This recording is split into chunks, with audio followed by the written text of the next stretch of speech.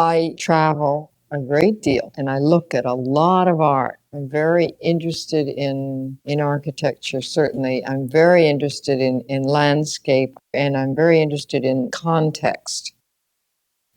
Very often, I make connections between my work and, say, other sort of historic examples, like doorways in buildings, windows, framing of things, extending form with handles, and the relationship of, say, a vase of mine to a certain kind of a Chinese vase.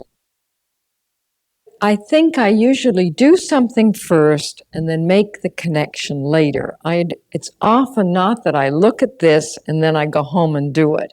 It's that I do something and then it reminds me of something I've seen, and then I may pursue it further the way in those kimono vases. I think they happen, in a sense, almost by chance. I do like extravagance.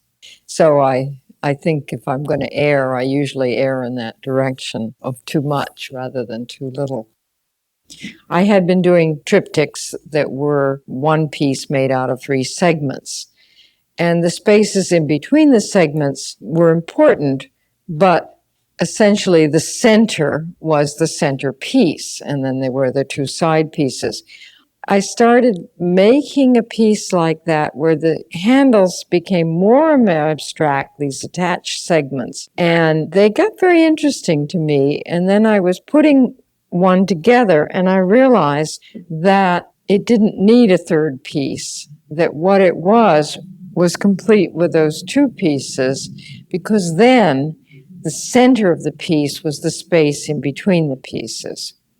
And that started me off on a whole new series, which are like what I call kimono vases. I think a lot of ideas come from the material itself and what it will do, from the technical part of the material. And that's one way of having ideas. What can I do? How can I do this with this material?